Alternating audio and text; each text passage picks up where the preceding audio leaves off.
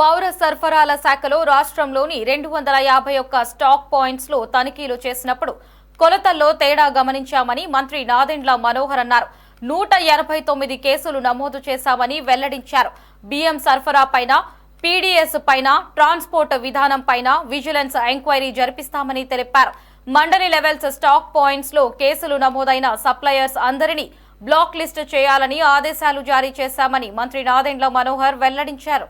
51 mandal level stock పాయింట్స్లో legal metrology విభాగం అధికారుల ద్వారా రాష్ట్ర వ్యాప్తంగా తనిఖీలు చేయమని నేను ఆ రోజు ఆదేశాలు ఇవ్వడం జరిగింది. దానికి అనుగుణంగా ఈ 251 స్టాక్ పాయింట్లో తనిఖీలు చేసిన తర్వాత 189 కేసులు నమోదు చేశారు. వాటిలో చక్కెర పైన 110 కేసులు, 74 కేసులు కందిపప్పు పైన, 4 కేసులు పామాయిల్ పైన. ఈ తనిఖీల సమయంలో చాలా వరకు 10% తక్కువ ఉన్నాయి కొలతలు. దీంట్లో ఇది చాలా సీరియస్గా తీసుకోవాల్సిన అంశం. లీగల్ మెట్రాలజీ డిపార్ట్మెంట్ ప్రస్తుతం మేము చేసిన తనిఖీలు కందిపప్పు, చక్కెర, అదేవిధంగా పామాయిల్, కొన్ని సందర్భాల్లో ఆటా కూడా చేశాం.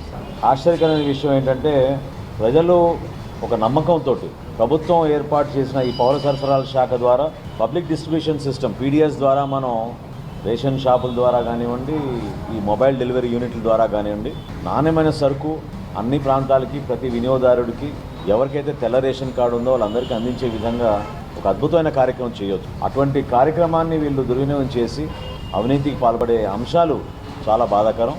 ఇది ఆరంభం మాత్రమే. ఇంకా చేయాల్సిన అతిపెద్ద కుంభకోణం బియ్యం విషయంలో. సో ఏ విధంగా ధాన్యం కొనుగోలప్పుడు రైతుకు అన్యాయం జరుగుతుందో, వినియోగదారుడికి చివరికి బియ్యం సరఫరా చేసేటప్పుడు కూడా అక్కడ కూడా పొరపాట్లు జరుగుతున్నాయి. చాలా స్పష్టమైన ఆధారాలు ఉన్నాయి. వాటిపైన దృష్టి సారిస్తాం. ముందుగా ఈ కమోడిటీస్ ఏవైతే సామాన్యులకు అందుబాటులో తీసుకురావడానికి మేము అందిస్తున్నామో వాటిపైన ముందు చెక్ చేద్దామని చేసాం. ఇక్కడనే చాలా స్పష్టంగా మాకు ఈ తేడాలు కనపడుతున్నాయి. రాబోయే రోజుల్లో విస్తృతంగా రాష్ట్ర వ్యాప్తంగా ఈ బియ్యం సరఫరా పైన, పీడీఎస్ విధానం పైన, ఈ ట్రాన్స్పోర్ట్ విధానం పైన కూడా డెఫినెట్గా అవసరమైతే విజిలెన్స్ ఎంక్వైరీ కూడా వేసే విధంగా సిద్ధమవుతున్నాం మేము డిపార్ట్మెంట్ తరఫున. లీగల్ మెట్రాలజీ విభాగం చాలా అద్భుతంగా పనిచేసి కష్టపడి జిల్లాలో ఉన్న జాయింట్ కలెక్టర్లు, తహసీల్దార్ అందరూ కూడా సహకరించి నమూనాలు సేకరించినప్పుడు మాకు వచ్చిన ఈ సమాచారం చూస్తే నిజంగా ఒక విధంగా బాధ కలిగిస్తుందో, ఒక విధంగా ఆశ్చర్యం కలిగిస్తుంది. 251 మండల్ లెవెల్ స్టాక్ పాయింట్స్లో 189 కేసులు మేము రిజిస్టర్ చేసామంటే ఇది చాలా బాధాకరమైన విషయం. చాలా సీరియస్గా తీసుకుంటాం. ఈ సప్లయర్స్ అందరినీ కూడా బ్లాక్ లిస్ట్ చేయమని ఆల్రెడీ ఆదేశాలు ఇవ్వడం జరిగింది. సో ఎవరైతే ఈ సప్లయర్స్ దీంట్లో పాల్గొన్నారో ఈ అవినీతిలో ఖచ్చితంగా వాళ్ళని బ్లాక్ లిస్ట్ చేస్తాం. రాబోయే రోజుల్లో ఎటువంటి టెండర్లో కూడా వాళ్ళకి పాల్గొనే అర్హత లేకుండా ఆదేశాలు ఇవ్వమని నేను కమిషనర్ గారిని కోరాను. ఒక ప్రక్షాళన మొదలుపెట్టాం. తప్పకుండా అందరూ సహకరిస్తారు. ప్రజల మేలు కోసం చేసే కార్యక్రమం, ఒక మార్పు కోసం ఈ ఎన్డీఏ ప్రభుత్వం వచ్చింది.